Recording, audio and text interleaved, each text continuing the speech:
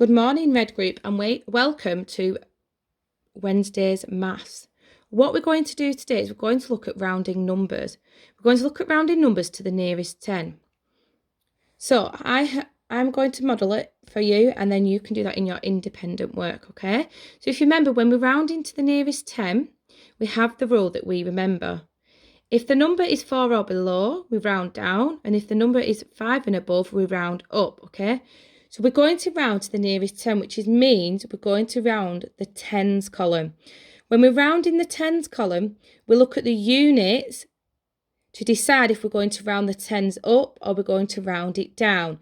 So using the knowledge that we know for 4 or below down, 5 or above up, 7 is 5 or above, isn't it? So that is telling us that we're going to round up. So if we're rounding up, our tens column is going to go to the next 10, which would be 190. So this is how you would write it.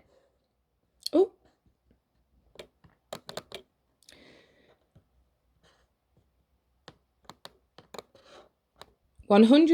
Sorry about that.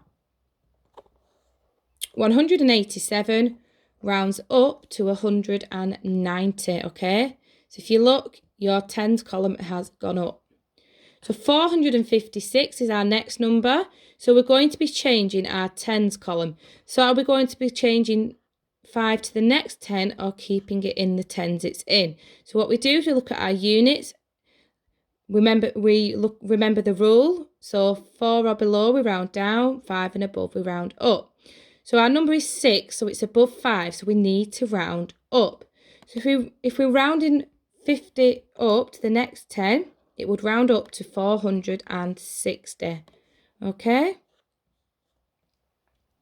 Right, our next number, 342.